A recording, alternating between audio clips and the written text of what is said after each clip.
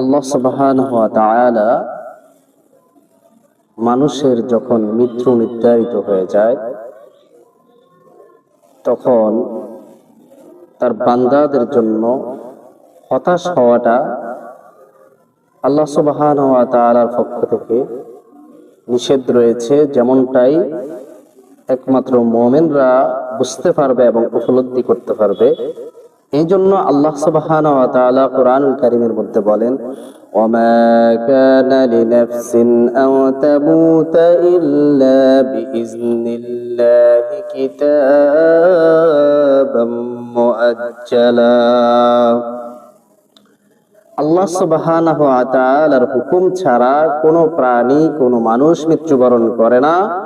অতএব এটাও তার জানা উচিত যে এই সময়টাই আল্লাহ সুবহানাহু ওয়া তাআলা তার জন্য নির্ধারিত করেছে।